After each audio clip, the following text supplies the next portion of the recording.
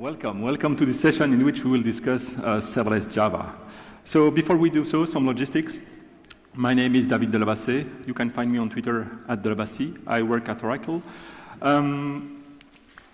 Despite my French accent, I'm not French. I'm from Belgium, from the French-speaking side of Belgium, but still have this funky French accent, so that's something you will have to cope with. This was me some time ago in a conference in Sweden, and someone in the audience tweeted that it's not a real conference unless you read Oracle's safe harbor statement at least once. So here it is. Please enjoy. And last but not least, I'm using a MacBook Pro with a butterfly keyboard. Anybody is using that kind of MacBook Pro with the new keyboards? No?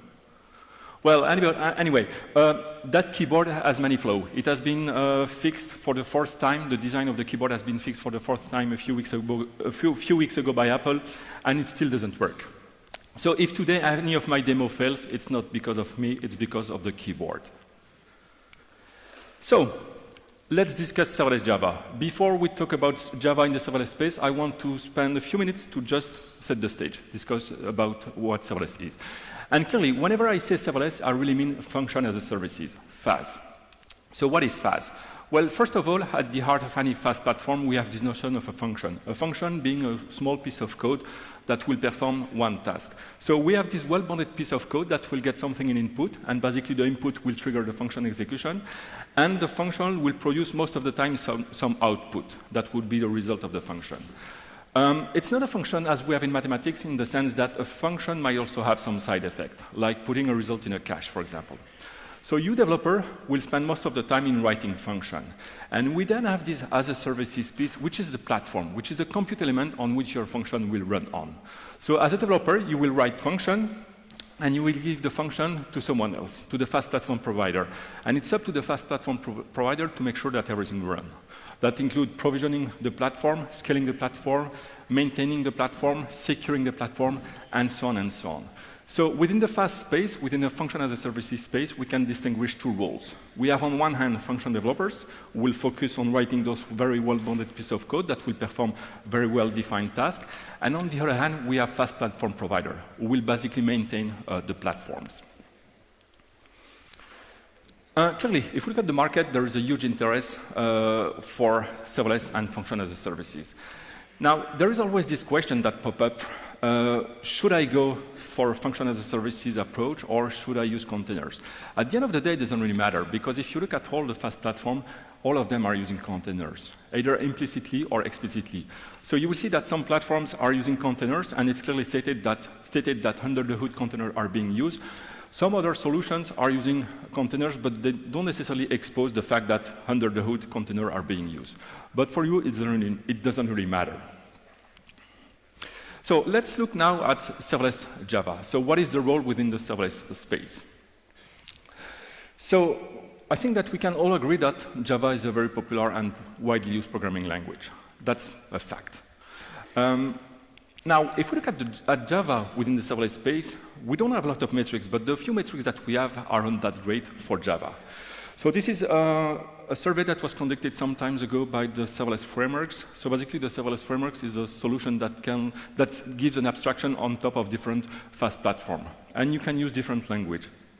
So the question was, what are you using today to write your serverless function on top of the serverless frameworks? And you see we have this big green arc, which is node 6.10. So basically 70% of the users of the serverless frameworks are using JavaScript to write serverless function. And not only that, if you add that to users that are still using node 5, basically over 75% of users are writing function using JavaScript. Then we have Python. So if you add Python 3.6 to Python 2.7, basically 15% are using Python to write serverless function. And then we have Java, this small yellow box at the top, which is Java 8, and it's not even 5%. So less than 5% of users are using Java to write serverless function. So it's not really great, right? And the next question they asked was, OK, we know that today you are using that language, but what do we plan to use in the future? And well, basically, you see that Java is flat, below or around 5%. So there is no progression when it comes to developing function using Java with the serverless frameworks. So how can we explain that on one hand we have a very popular and widely used programming language, Java, and on the other hand, Java is not really used within that space? Well, first we might want to look at the historical serverless landscape. It's a pretty young landscape. But still, if we look at the three major fast platform solutions in that space, that is Amazon, Google, and Microsoft, well, we see that for Amazon it's okay, because they are supporting Java since 2015. So Amazon is good on the Java support front. For Azure, they are only supporting Java 8 since February this year. So it's a pretty new offering. So that might explain why users are not necessarily using Java within this fast space. For Google Cloud Function, they're only supporting Java 8, and it's in alpha stage, and it's only since April this year. So that's still very immature, right? So clearly that might explain why Java is not very popular in that space.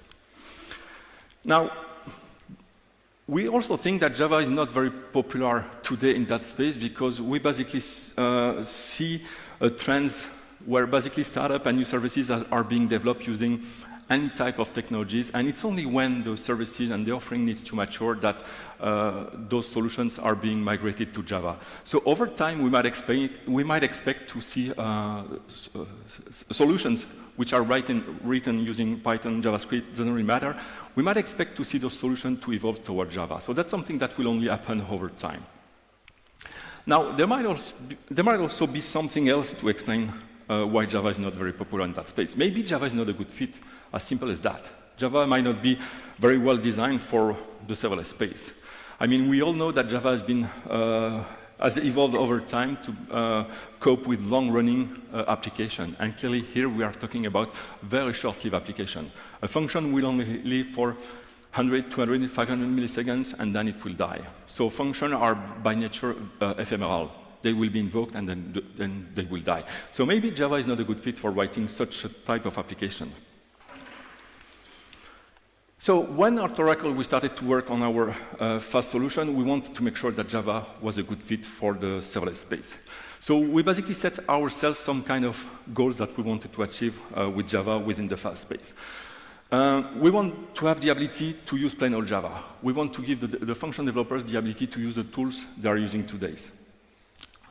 Functions are by nature designed for a very short-lived, stateless application, but still, there are some use cases where it makes sense to give the ability to the developers to write more complex applications.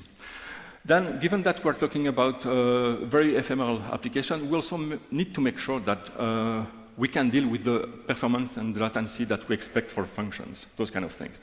And last but not least, we also need to make sure that we can cope with the rich Java virtual machine ecosystem that we are living in. So basically, I will discuss all those points through my presentation, and I will illustrate that with a few demos. So for that, I'm going to use FN, which is an open source fast platform. So FN is using the Apache v2 license. Everything is on GitHub. So one of the benefits of an open source fast platform is that you can take the platform and run it on premises or in any type of cloud. Obviously, if you are taking a fast platform and running it by yourself, that basically means that you will have to deal with the two roles. You will be the fast platform users, so you will be the function developers, but you will also be the fast platform provider. So you will have to somehow manage the platform.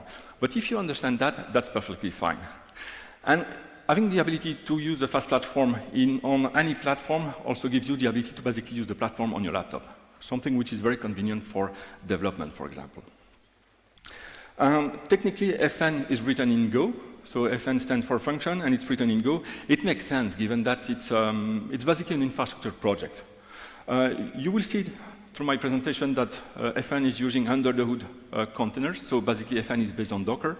That's something that you can leverage, but if you don't want to leverage, well, if you don't necessarily need to understand how Docker works to use FN.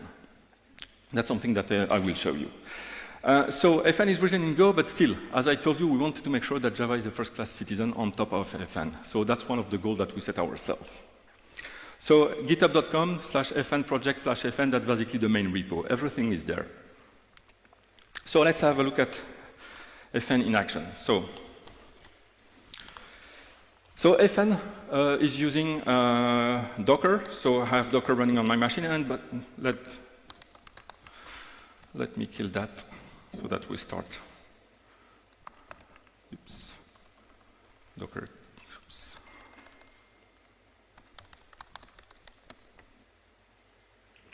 So I'm going to kill all the containers that I have running so that we can start from a fresh setup.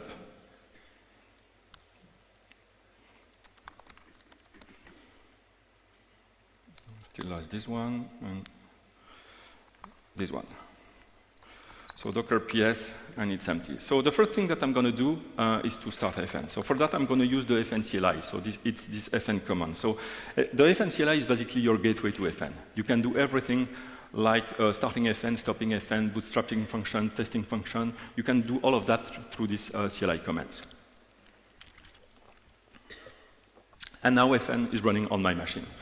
So if I do a Docker PS, I have FN running on my machine. So the next thing that I want to do is bootstrap a function. So I want to basically have a function that I can easily extend. So again, I'm using the FN CLI, so FN init, runtime. Then I need to specify which runtime I want to use. Given the context, I'm going to use Java. But out of the box, FN support Go, Python, you name it. So the next thing that I need to do is to specify the name of the function. So let's give it a very meaningful name like Duke. And if we look at the Duke directory, we have a few files which have been created for us. So there is a pom.xml. So basically, a serverless Java function in FN is simply a Maven project. So that means that you can keep using Maven. So for example, Maven test. That will unit test my function on my laptop. And obviously, the tests are passing. Let's see. So we have two classes which have been created. So this is the test, hello function test, that's the test, and this is the hello world Java function that FN is creating for us. So the next thing that we want to do is to run the function. To run the function, we need to deploy the function to an application. An application is simply a namespace, basically a way of grouping together a related function. So let's create an app that is called Krakow. So if I look now at the applications that I have running, I have a bunch of apps, including Krakow. And if I list the function within the Krakow apps, there's no function, right? Makes sense. So the next thing that I want to do, I will deploy my function so that I can run it. So FN deploy, the app that we want to deploy to is Krakow.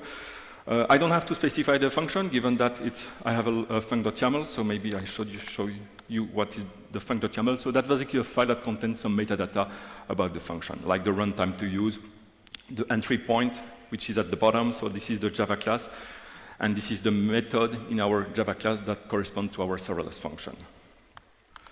So FN deploy,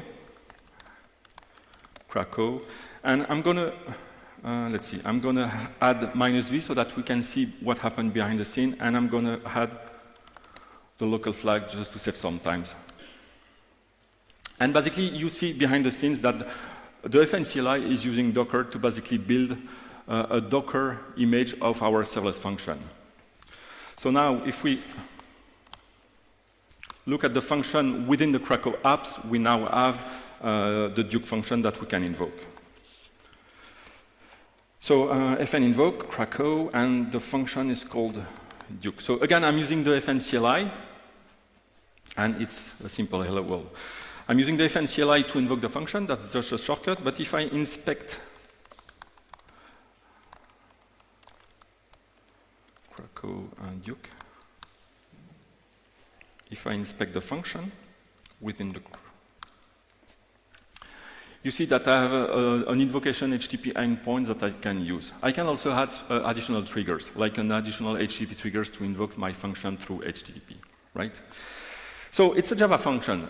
It's a Maven project, so that means that we can use our IDE.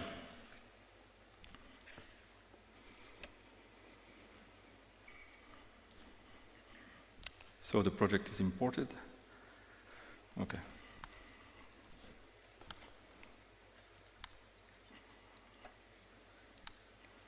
Okay. So if we look at the source of the function, so main and test, this is main.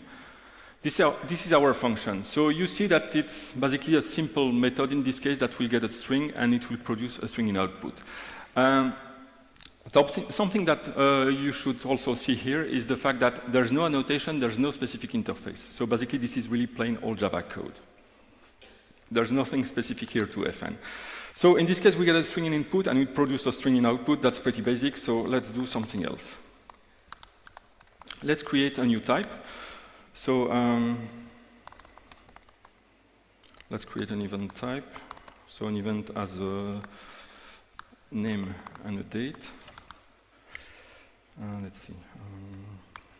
So I need a constructor, I need a default constructor, and I need getter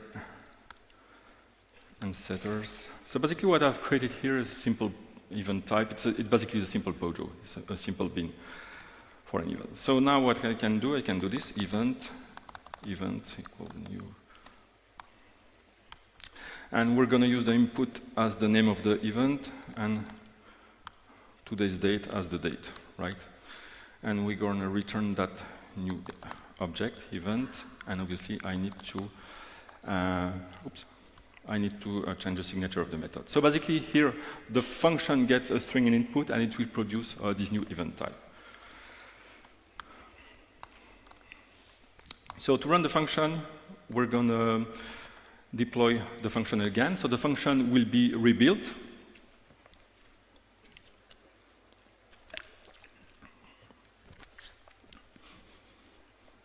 And it doesn't work. Anybody has a guess why? So if we add the -v flag, we'll see what's going on behind the scenes. So you see that the function is being rebuilt.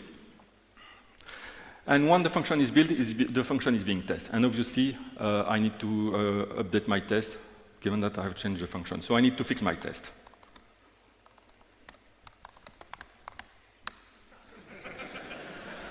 What? That's a joke. That's only something that you can do on stage in front of a large audience. Don't do that at home. But you get the idea. So let's redeploy the function again. And you will see. It should work. Yeah. So you see, that's a nice way to fix the test.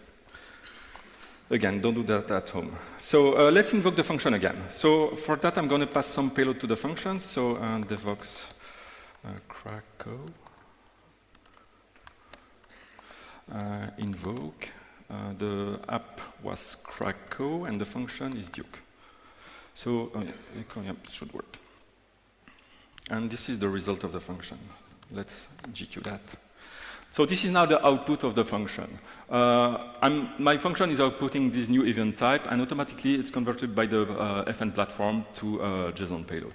But again, if you look at the Java code, we didn't have to do nothing to do the marshalling and unmarshalling to and from JSON. Well, here I'm only using JSON in output, but obviously if I was using a different type, I could pass that different type to my function. And I would have to pass a JSON document to my function, and automatically it will be transformed to a Java corresponding type. So that's basically in a nutshell, a very quick FN demo. So this is something that that FN provide. FN provide multiple function development kit, multiple FDK. Here I've used the Java FDK.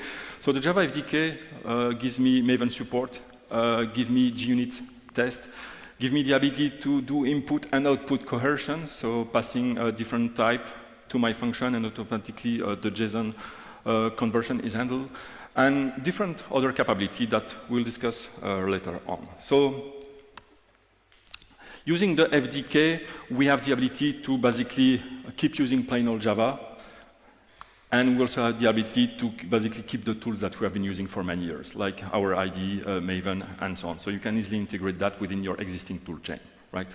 Now let's talk about the ability to build complex applications. And that's something that is provided by FNflow. So I told you at the beginning that functions are short-lived. So a function is a very basic task. It will basically be invoked, perform its task, and then it will die. There is a specific use case where it makes sense to have more complex function.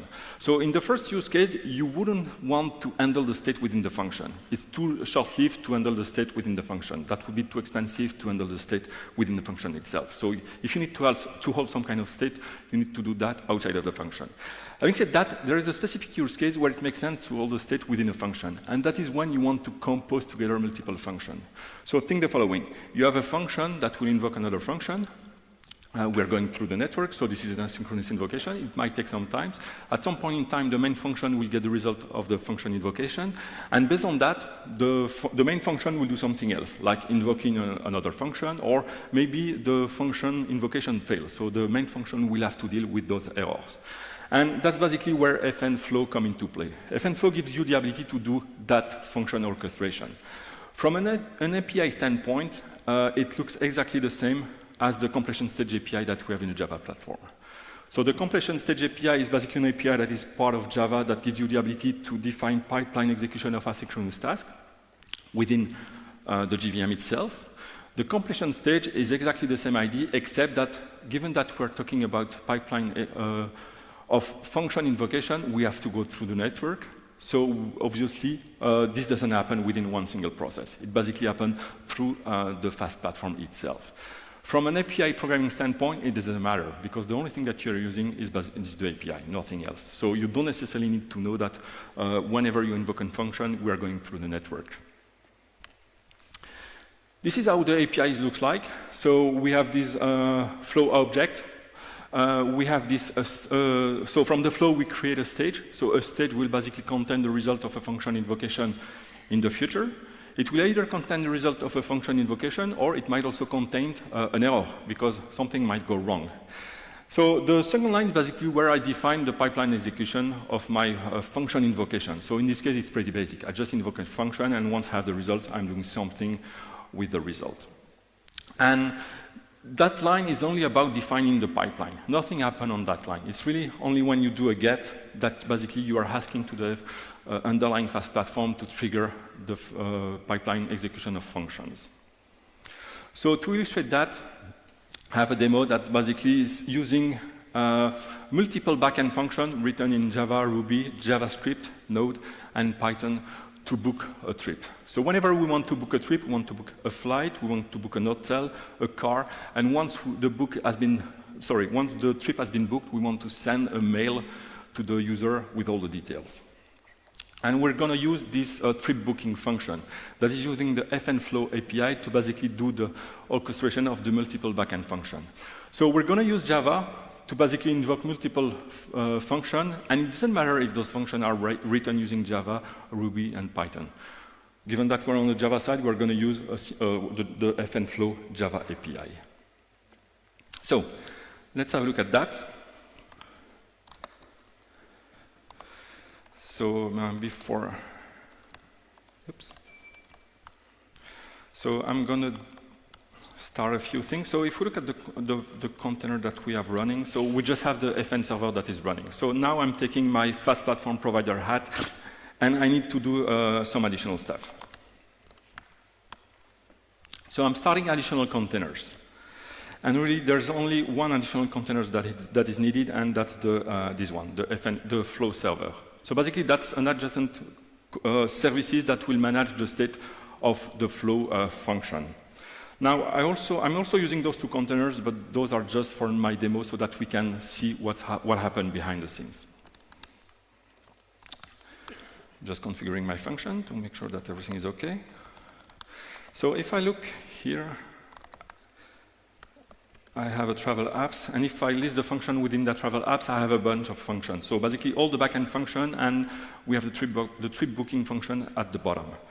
So that's the one that we're going to invoke. So for that, I have some simple payload that I need to pass to my trip booking function. So let's see, fn invoke, so the application is travel and the function is trip.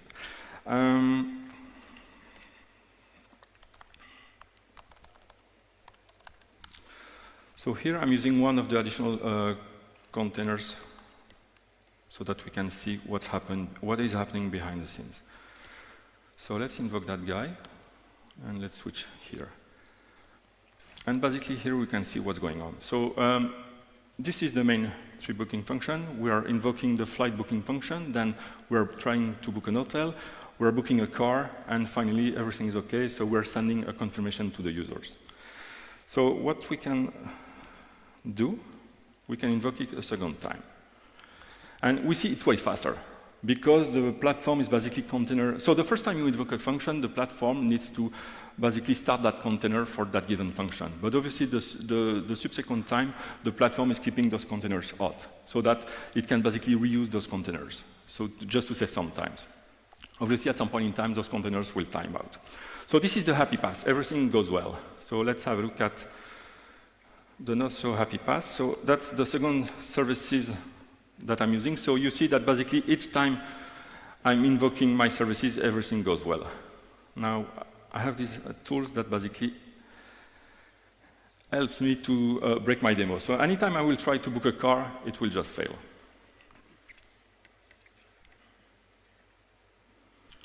So let's invoke the same booking again, and here we should have a different behavior. And you see that basically we were able to book a flight, we were able to book an hotel, but we were not able to book a car. So basically, the trip booking function is doing a rollback of all the booking that we did to make sure that we didn't just book a flight, for example. And at the end, we send a mail to the user saying, okay, sorry, but we were not able to book that trip for you.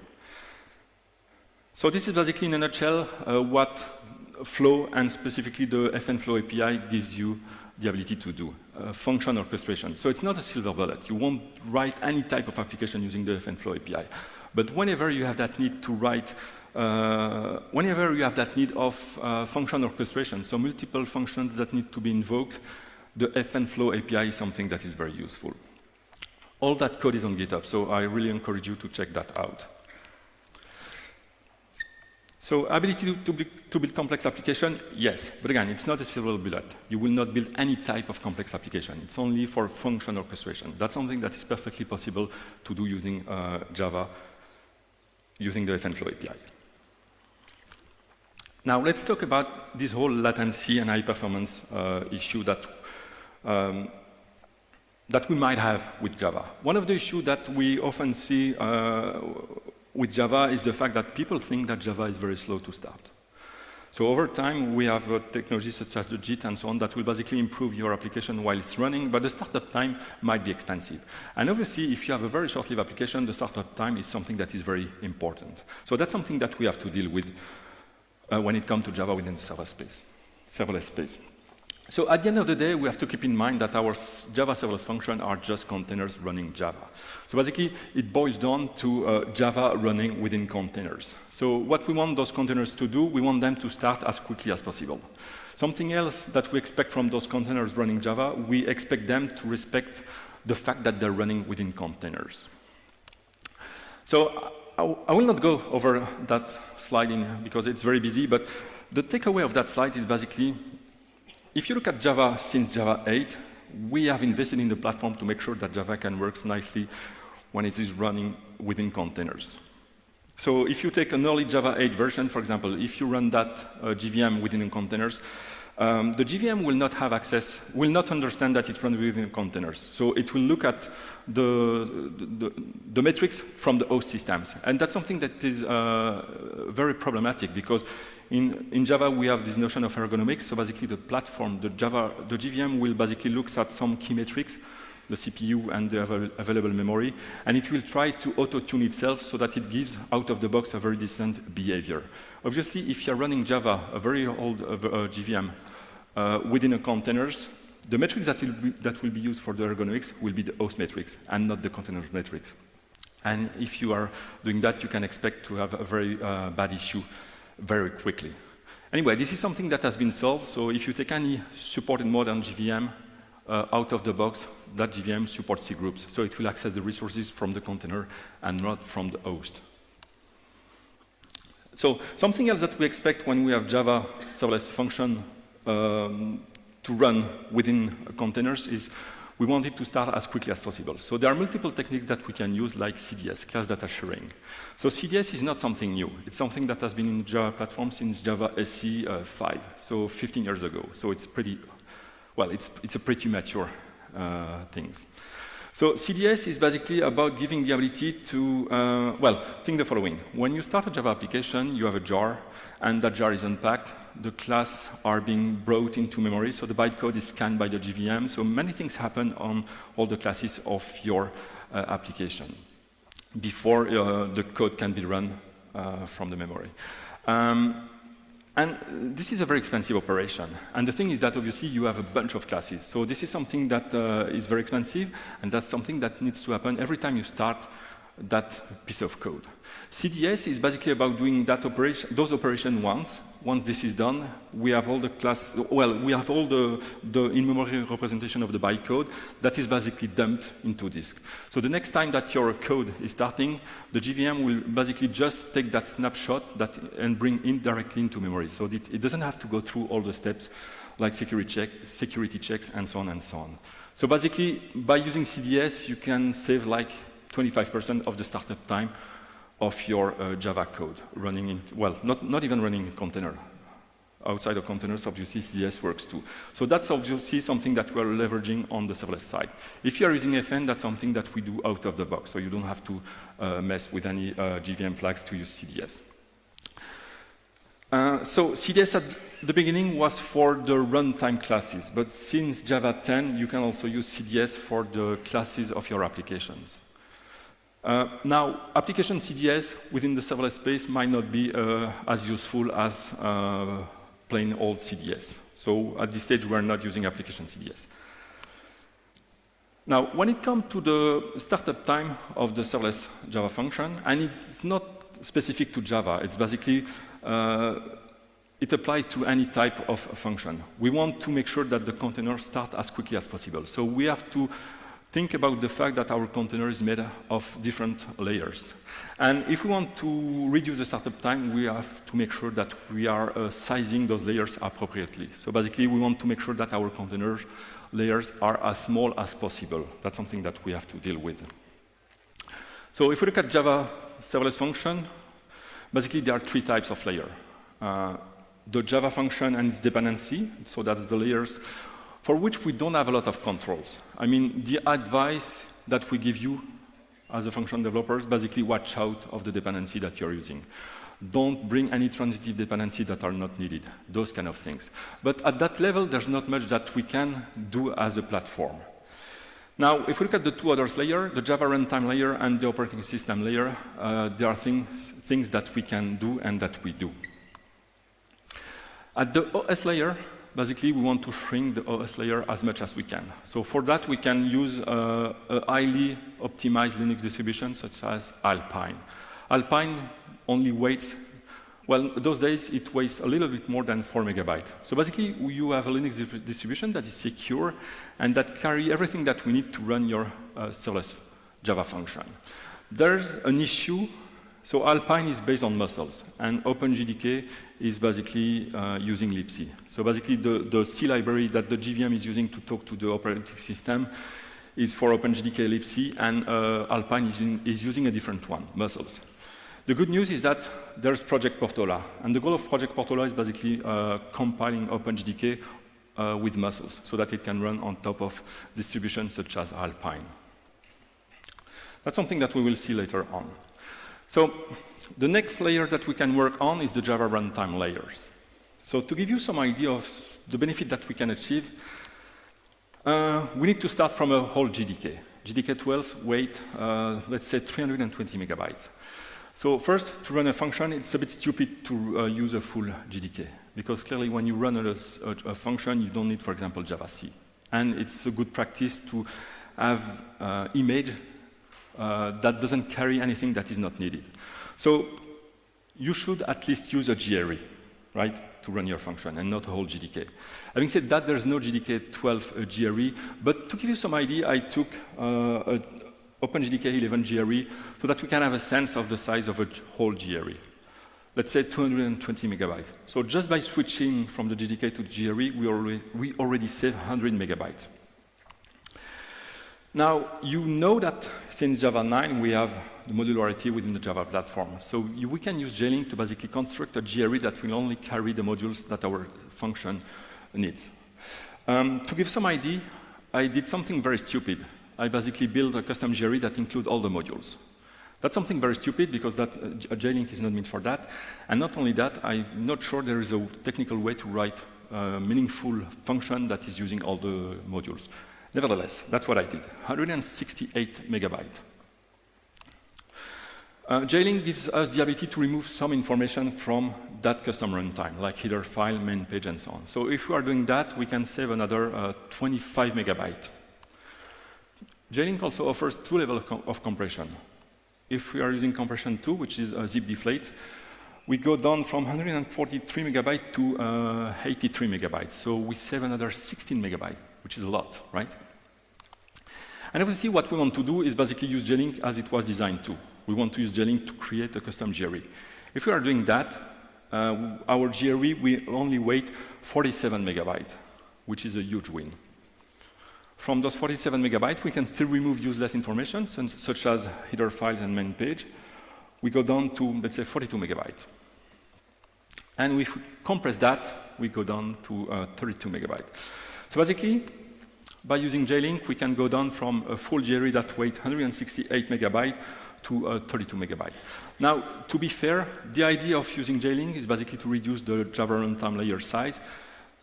So we shrink the layer of our Java runtime layers, but we have to keep in we have to keep in mind the cost of uncompression. So if I take my 32 megabytes, maybe the 10 megabytes that I will save will not be worth it. The compression might be more expensive than that. So that's something that we need to measure. So let's have a look at how you can do that within FN. So I'm going to bootstrap a function in it, and I'm going to use a different approach. JLink init, and I'm going to call this function, JLink. So this is a simple Java function. I'm going to deploy this function to Krakow. I say JLink. And I'm going to use local so that I don't push my function. So fn invoke, my function is deployed. So Krakow. So this is a very stupid function, but we should. So basically, it's a simple Java 12 function. We give it a day, and it will give us some result. It's not really what is interesting here. But if we look at the size of this function, so basically, I'm using div. So those are the different layers of my Java function. So 4.1, that's the operating system. That's Alpine, so super lightweight.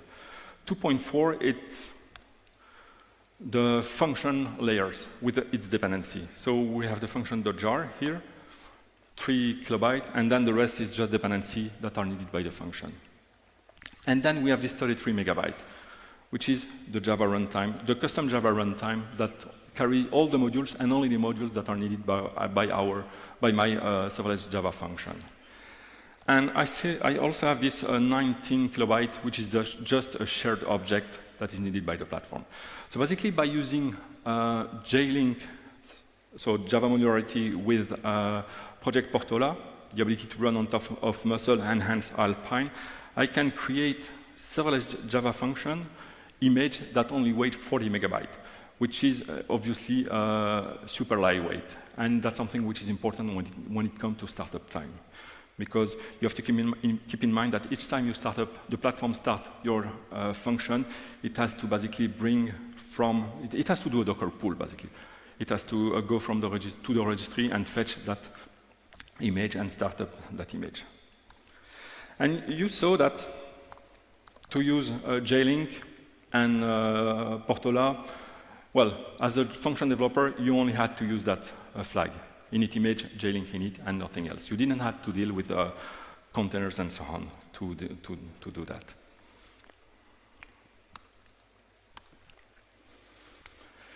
We can go further than that, and for that we can use GraalVM. So GraalVM is, well, there are many sessions on Graal in this conference, but in a nutshell, that's a polyglot high-performance virtual machine developed by Oracle Labs. It provides many capabilities, but one of the capabilities that is interesting for us is the native image capability. That gives basically the ability to take a Java application, so Java bytecode, and turn that into a native executable for a given platform.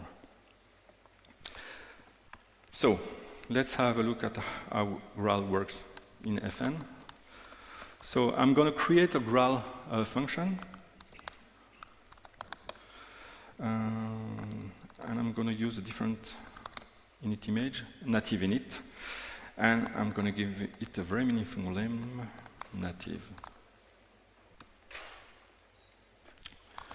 So if we look at native, basically we have a bunch of files which have been created. And if I deploy that, fn deploy, maybe I will not do it entirely because it's a bit expensive. So fn deploy app native. The function will be built. So first it will be compiled to, oh yeah, it was already cached, actually. So the function is built using Java. Here, so a Maven package. And then we are using the native image capability of Graal to basically turn that jar, so pure Java bytecode, into a native Linux executable that we run within our containers.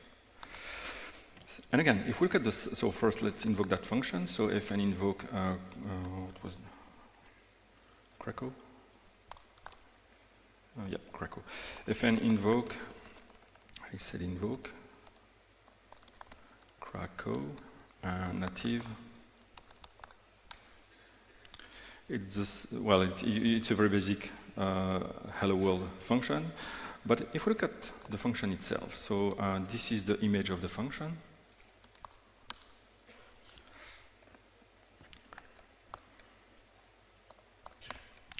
So those are the layers of the function. So 4.4, that's the operating system layer. 16 megabytes, it's basically the function layer. So it includes the function itself and all its dependency and also the substrate VM, all of that embedded within one Linux executable that is here. It's this func file which only weighs 16 megabytes. And obviously we still have this 19 kilobyte shared object that is needed by the FN platform. So this is basically all it takes to leverage Graal on top of FN. And again, the idea is basically to reduce as much as we can the startup time. Not only that, when we are using Graal, we're also improving the footprint, the memory footprint of that application. So low latency, high performance, when it comes to serverless Java, I think that we have many tricks and techniques that we can leverage to basically achieve the performance that we expect from a serverless Java function. And most of the time, those are handled by the platform. So you don't need to understand how Graal works, you don't need to understand how JLink works, and so on. This is something that is handled by the FN platform. Now let's quickly discuss about the rich Java virtual machine ecosystem that we're living. So you know that since sometimes, every 6 months, we have a new Java release. Not only that, we have Java, the programming language, but we also have Kotlin, we have Groovy. So there are a bunch of other languages that run on top of the virtual machine. And then we also have additional projects such as Graal. So basically, we wanted to make sure that with FN we were able to cope with that rich ecosystem. And that's basically the init image capability. That's what the init image capability provides, the ability to basically cope with that ecosystem. So that's something that you can also use as a developer to add support for language which are not supported by the platform. Someone from the community has, for example, added support. It has contributed support for the .NET language. Not something that we were going to do, but given that everything is open source, it's pretty easy to do. That's something that I've used to add support for Groovy, so you can write a serverless Groovy function. That's also something that I've used to support Kotlin. You can, using the init image capability, write Kotlin serverless function. And that's also something that we're using internally to support Graal and JLink. So let's have a look at a quick demo. So fn init. That's also something that we are using to basically support the new Java release. So I'm never sure of the name. I think it's Java 13 init, and let's call this one Duke 13. Yep. So this is a Java 13 function. Let's have a look at. The thing is that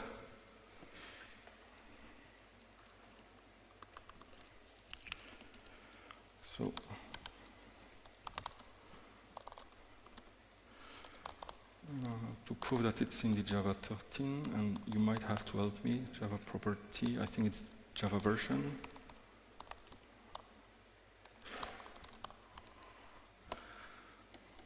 So yeah, something else. When I started to program, I was told that I always need to use meaningful variable names. So now in Java, we can finally do this variable. So if I deploy this function, fn deploy, let's have a look if it works. It doesn't. Maybe I did a typo. Sorry?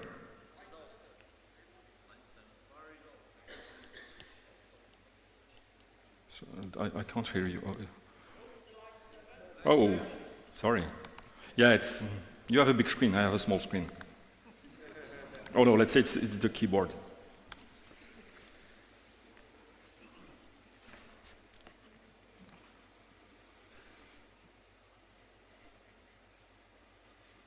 So fn invoke, Krakow, I think, Duke 13, and if everything works well, yeah, it's indeed a 1311 GVM that is running this very stupid Java function.